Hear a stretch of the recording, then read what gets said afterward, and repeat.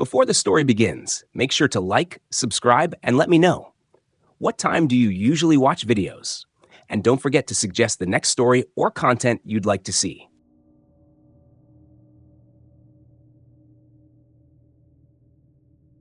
Story 1. The Bunk Bed That Shook Until Dawn. When I was 13, my parents thought it would be a good idea for me to share a room with my younger brother, Eric. We lived in an old two-story farmhouse in rural Wisconsin, the kind of place where the floorboards creaked no matter how lightly you walked, and the walls seemed to sigh when the wind pushed against them. My father had just bought a sturdy set of second-hand wooden bunk beds, dark oak with carved posts, the kind of heavy furniture that looked like it had survived several generations already. At first, I thought it was exciting. I got the top bunk, Eric took the bottom, and it felt like we had our own fortress. But within the first week, strange things began to happen. The first night, I woke to a faint rattling. At first, I thought it was just the wind knocking a branch against the side of the house. But then the mattress beneath me began to tremble, just slightly, as if someone was shaking the frame. I sat up, confused, and whispered, "Eric, stop kicking the bed." From below, his small voice came, muffled but sleepy. "I'm not moving." The shaking stopped almost instantly, but it was enough to keep me awake for hours, staring into the dark ceiling above. The next few nights were worse. The movements grew stronger, less like a subtle tremble, and more like the entire bunk bed was being nudged. Some nights it would rock from side to side, other nights it felt like someone was pushing at the frame from beneath. Eric would cry out, sometimes clutching at his blankets, begging me to stop moving. But each time I told him I wasn't, his silence would hang heavy in the room. One night in particular, the shaking started around 2 a.m. It began with small jolts, then quickly escalated into violent rocking. The wooden frame groaned, the ladder rattled, and the top bunk swayed so much that I gripped the edges of the mattress in fear of being thrown off. Eric screamed, a high-pitched, terrified cry, and bolted down the hall to my parents' room. I followed, heart pounding, certain that the whole thing was about to collapse. When my father stormed into the room, flicking on the light, the bed was perfectly still. He shook his head, muttered something about nightmares and bad dreams, and told us to go back to sleep. But I could still feel the phantom sway in my stomach, like the sensation of getting off a boat. We tried to convince him again and again. For weeks, the episodes continued. Sometimes the bed would only twitch for a few seconds. Other times, it would shake violently for minutes at a time. What disturbed me most wasn't just the movement. It was the sense of intention behind it. It never felt random, never like a natural tremor or some loose screw in the frame. It felt deliberate, like someone unseen was trying to throw us out. One evening, determined to prove it wasn't our imagination, I tied a string to the ladder and taped the other end to my nightstand, setting a small bell at the edge. I figured if the bed moved, the string would tug and the bell would ring. That night, around 3 a.m., the bell jingled so hard it fell to the floor. The bed was swaying violently, and this time I could hear the screws in the frame creaking as though they might split. Eric whimpered from beneath me, begging for it to stop. My heart hammered as I turned my head toward the wall across from me. And in the reflection of the moonlight coming through the window, I swear I saw the carved posts of the bunk bed bending slightly, as though something invisible was pulling them. I screamed. My parents rushed in again, but when the lights came on, the bed had returned to stillness. The bell was on the floor, the string dangling loose. My father looked angry as though we'd staged the whole thing. My mother, though, looked pale. The next morning, she pulled me aside. "You know," she whispered, "this house was built in the late 1800s. A family lived here, 6 children, all crammed into this room. They had bunk beds, too." She hesitated, glancing down the hallway before finishing. "One of the boys fell, broke his neck. They said the bed collapsed under him." I felt ice spread through my veins. After that, I couldn't bring myself to sleep on the top bunk anymore. I begged my parents to let me sleep on the couch, but they insisted I stay in the room with Eric. So I switched with him, giving him the top bunk while I took the bottom. At first, I thought maybe that would change things. But it only made the nights worse. From beneath, I could hear the mattress springs above me groaning. as if someone heavy had just sat down. Eric would whisper, "Did you climb up here?" And I'd have to tell him no. Then the shaking would start, harder than before, the wood frame knocking against the wall. The worst night came in late October. The air was cold enough to make the windows frost, and I remember waking to the sound of nails on wood. At first, I thought Eric was scratching at the bedpost, but when I looked up, his head was poking over the edge of the top bunk, his eyes wide with terror. "It's moving on its own," he whispered. Before I could respond, the entire bunk bed jolted so violently that the nightstand tipped over. Books and a lamp crashed to the floor. The bed began rocking like a ship in a storm, slamming against the wall so hard that chunks of plaster rained down. Eric screamed, clinging to the guardrail above while I pressed myself flat against the mattress, praying it would stop. And then it did. Just as suddenly as it had begun, everything went still. The silence was deafening, but in that silence, I heard it. A faint, childlike giggle. It came from the corner of the room, soft and breathy, like someone laughing through a cracked smile. Eric heard it too. I saw his face twist in horror as he pointed toward the darkness near the closet. Neither of us slept for the rest of the night. The next morning, I refused to stay in that room again. I slept on the couch in the living room for weeks until my parents finally gave in and dismantled the bunk beds. My father took the pieces out to the barn and stored them there, swearing it was all in our heads. But a week later, while doing chores, he found the bed frame tipped over onto its side, even though it had been stacked neatly against the wall. He blamed the wind, but the barn doors had been locked shut. He burned the bed frame that night. To this day, Eric and I never talk about it much. But sometimes, late at night, when I'm lying in bed and the house settles with a low creak, I feel that familiar sway under my body, a phantom rocking, as though the bunk bed never really left, and whatever shook it until dawn is still searching for us. Story 2, the antique bed frame that wouldn't stay still.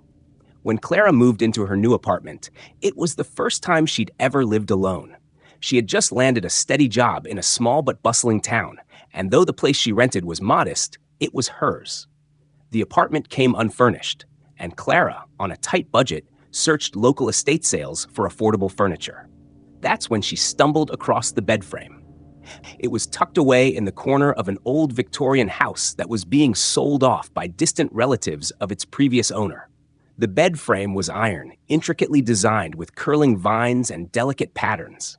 It looked heavy, but elegant, something that had clearly stood the test of time.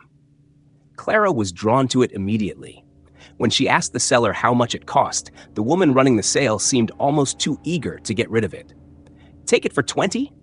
she said quickly, avoiding Clara's eyes. Clara thought it was her lucky day. She loaded the frame into her borrowed truck and took it home, feeling proud of the find. That first night, as she lay in bed, she noticed a faint creak whenever she shifted. It didn't surprise her. Old furniture was bound to make noise.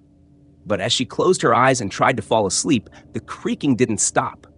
It continued even when she lay perfectly still, as though something or someone was moving on the bed beside her. She told herself it was just the apartment settling, and eventually drifted off. The following nights, things grew stranger. The bed seemed to tremble at odd times, subtle vibrations that made her blankets shift. Sometimes it was a faint rocking motion, so slight that she thought it was her imagination. But then, one night, Clara woke to find the bed frame shuddering violently, shaking hard enough that her nightstand rattled and her alarm clock slid closer to the edge. Terrified, she jumped out of bed, but the second her feet touched the floor, the shaking stopped. The room was quiet. The air felt heavy, pressing down on her chest, but the bed frame stood as still as any ordinary piece of furniture. Clara tried to rationalize what was happening. Perhaps vibrations from the neighboring apartment? Maybe trains in the distance? But she knew the town didn't have any tracks nearby, and none of her neighbors ever mentioned feeling anything like that. One evening, she invited her friend Lena to stay over, half hoping that she'd imagined everything. The two of them stayed up late talking, laughing, and watching movies. Around midnight, they climbed into the bed together, whispering like they had when they were teenagers. But soon, the atmosphere shifted. The air grew cold, unnaturally so. Clara pulled the blanket tighter, but the chill sank deep into her bones. Then it began, the faintest tremor, as if someone had bumped the bed. Lena frowned. "Did you feel that?" Clara's stomach dropped. "Yeah," she whispered. The shaking grew stronger, subtle at first, then more insistent, until the bed rattled beneath them. The iron frame groaned and squealed, as though being pulled by unseen hands. Lena scrambled off the mattress, wide-eyed. "What the hell is happening?" Clara shook her head, speechless. The moment Lena's feet hit the floor, the bed went still. Neither of them slept that night. Lena refused to stay over again, and Clara was left with an impossible decision: get rid of the bed or face whatever was happening. But Clara hesitated. Furniture didn't just move on its own. She wanted answers. She began researching the history of the Victorian home she had bought it from. She scoured local archives, newspaper clippings, and even visited the town's historical society. What she discovered left her unsettled. The bed had once belonged to a young woman named Eleanor, who had lived in that Victorian house nearly a century ago. Eleanor was said to have died tragically in her sleep. The story went that she was found lying peacefully in bed, but her face frozen in terror, her hands clutching the iron frame so tightly that her fingernails had broken against the metal. The cause of death had never been determined. Clara stared at the yellowed article in disbelief. Her chest tightened as she realized she had been sleeping in the very bed where Eleanor had died. That night, Clara resolved to sleep on the couch. She set her phone to record video in her bedroom, placing it on her dresser with the lens pointed directly at the bed. She lay awake on the couch for hours, listening to the distant groaning of the iron as it shifted and squealed in the empty room. The next morning, she reviewed the footage. At first, nothing seemed out of the ordinary. An empty bed in a quiet apartment. Then, around 3:17 a.m., the frame began to shake. The mattress bounced, the blankets shifting and twisting as though invisible hands were kneading them. Clara's breath caught when she saw something impossible. The headboard tilted slightly, as if weight had been pressed against it. Then a dark shadow passed across the sheets, faint and formless, before vanishing. Clara slammed the laptop shut. She would not watch anymore. That evening, she called the seller of the bed. When the woman answered, Clara demanded to know why she had sold it so cheaply. After a long silence, the woman sighed. "You wouldn't have taken it if I told you," she said. "That bed, it never stays still. My grandmother swore it killed Eleanor, and it nearly killed my mother too. I just wanted it gone." Clara hung up, her hands trembling. That night, she didn't even try to sleep in the apartment. She packed a small bag and drove to a motel, leaving the bed frame behind. When she returned the next day to collect her things, she found the mattress flipped over and shoved halfway off the frame. The iron posts were bent slightly inward, as if something had gripped them from within. That was the last straw. Clara called a junk removal service and paid them extra to haul the frame away. She didn't care where it went, scrap heap, landfill, anywhere but her home. She never asked, and they never told her. But sometimes, when she lies awake at night in her new bed, Clara swears she still feels the faintest tremor beneath her body. A subtle rocking, a quiet reminder of the bed frame that would never stay still. Story 3. The motel bed that followed guests. The Interstate Motel wasn't the kind of place people raved about. It was a squat, 2-story building with fading green paint and a flickering neon sign that buzzed in the night. Travelers pulled in because it was cheap, not because it was comfortable. Most left with no complaints, just a story about paper-thin walls or the smell of cigarettes baked into the curtains. But Room 6 had a reputation that wasn't written on any review site. Locals whispered about it, and even the staff at the front desk preferred to hand over keys for other rooms. The trouble was the bed. It looked ordinary, just a double with a creaky wooden headboard and worn floral sheets. But those who stayed in Room 6 told of something strange, something impossible. The bed moved. Not once, not twice, but throughout the night. The first recorded incident came from a traveling salesman named Craig. He arrived late, bone-tired, after hours of driving. He threw his suitcase onto the chair and collapsed onto the mattress, falling asleep almost instantly.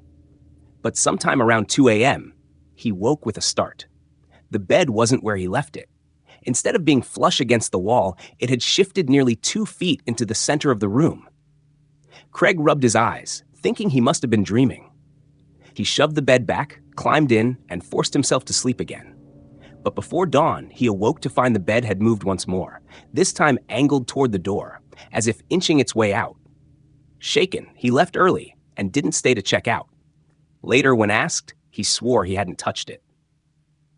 Over the years, the story repeated itself with unsettling consistency. Guests would wake up to find the bed sliding, scraping, or turning on its own.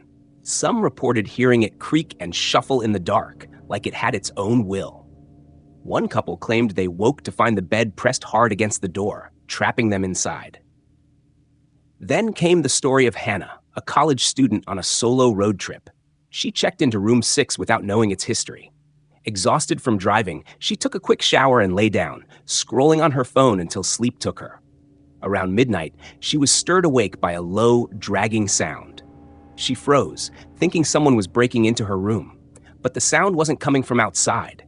It was coming from beneath her. The bed was sliding forward, inch by inch, its wooden legs groaning against the carpet. She jumped up, heart pounding, and flicked on the lamp. The bed stopped dead. She stood there, trembling, staring at it as if it were a living thing. Finally, telling herself she was imagining it, she climbed back in and tried to sleep again. At 3:14 a.m., she woke once more. This time, the bed had turned completely sideways, facing the door. She screamed and bolted upright, but the door wouldn't open. The frame was blocked by the heavy wooden headboard pressed tightly against it. Hannah clawed at the handle, pounding and crying until, in desperation, she shoved her shoulder against the bed frame. It shifted just enough for her to slip through the crack and stumble into the hallway barefoot, sobbing.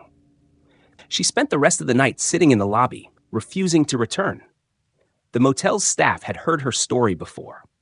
The manager, an older man named Vernon, muttered only one thing when she demanded to know why no one had warned her. "That bed doesn't belong here. We should have gotten rid of it a long time ago."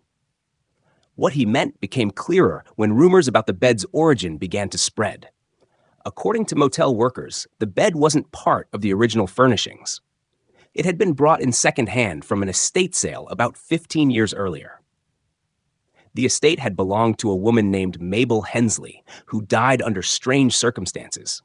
Some said she had been bedridden for months before her death, refusing to leave the frame even as her health deteriorated. Others whispered she had died in the bed, staring at the ceiling for days before anyone found her. After her passing, the family sold off her possessions, including the bed. The motel owner, trying to save money, bought it cheap. Not long after, guests began complaining. At first, it was just creaks and rattles in the night, then full-on movement. Some said the bed was trying to push them out, while others believed it was pulling them somewhere. The most terrifying account came from a truck driver named Joe who stayed during a thunderstorm.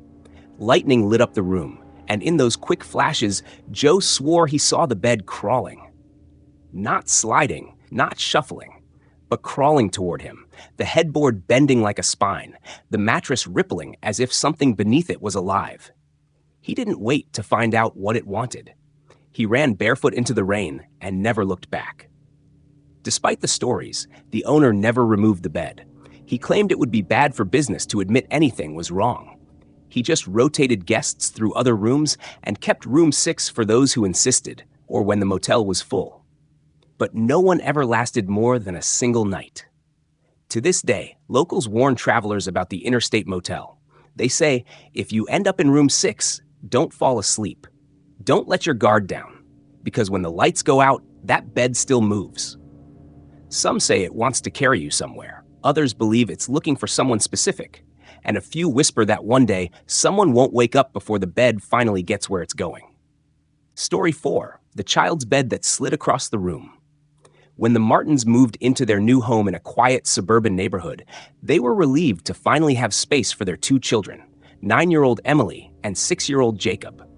The house was older, built in the 1950s, with creaky floors and narrow hallways, but it had a charm that appealed to them. What they hadn't anticipated, however, was that their daughter's bedroom would become the center of something none of them could explain. Emily's room was the smallest in the house, but it had a large window that let in plenty of light during the day. Her bed was an old wooden frame with carved head and footboards, something the Martins had picked up at an antique shop. At first, Emily loved it. She said it made her feel like a princess in an old storybook castle. But within a week, she started to complain about the bed moving at night.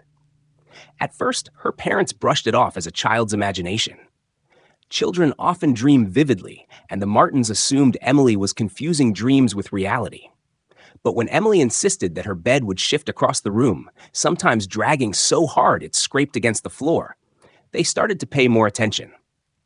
The first night they tested it, Mrs. Martin tucked Emily in and kissed her goodnight. Around midnight, they heard a loud scraping sound from upstairs. Mr. Martin rushed up, expecting to find Emily dragging furniture around in the dark. Instead, when he opened the door, he saw her bed had shifted almost 2 feet from the wall. Emily sat up, pale and wide-eyed. "Daddy, it wasn't me," she whispered. "It just started moving." He examined the floor. The hardwood was marked with fresh grooves where the bed had scraped. Shaken but unwilling to scare Emily further, he pushed it back into place and told her it must have been loose. But it didn't stop. Every night for the next week, the bed moved. Sometimes just a few inches, sometimes almost halfway across the room. Emily grew increasingly frightened. She refused to sleep alone, and when her parents insisted she try, she would end up screaming in the middle of the night as the sound of dragging wood woke her up. Mrs. Martin decided to spend the night with her daughter to prove there was nothing to be afraid of. She lay awake long after Emily had fallen asleep. For hours, nothing happened. Then, just past 3 a.m, she heard it, a low groan as if the wood itself was straining. The bed trembled once, then began to slide steadily toward the center of the room. Mrs. Martin leapt out of bed, grabbing Emily as the frame shuddered to a stop. She dragged her daughter into the hallway, heart racing. In the silence that followed, she swore she heard faint laughter, high, childlike, but not Emily's. After that night, the Martins tried everything. They moved the bed to different parts of the room. They even replaced the old wooden frame with a modern metal one. For a few nights, it seemed to work. But soon, the sliding returned. The new bed frame left scratches too, proving it wasn't the furniture itself, but something else in the room. One evening, desperate for answers, Mr. Martin sprinkled flour across the wooden floor before putting Emily to bed. He wanted to see if anything was physically dragging the bed. The next morning, the bed had moved again, diagonally across the room. And in the flour were small footprints. They were barefoot, child-sized, and they led from the wall to the bed and back again. Emily began to deteriorate after that. She complained of whispers in the night. She told her parents that another child was in the room with her, a little boy who wanted to play but grew angry when she refused. She said he was the one pushing the bed. At first, they thought it was just her imagination feeding off the fear. But when Jacob, their younger son, casually asked, "Who's the boy Emily talks to in her room?" they both went cold. They brought in a priest to bless the house. For a week afterward, the room was quiet. Emily slept soundly, and the Martins thought the ordeal was over. But then one stormy night, the scraping began again, louder than ever.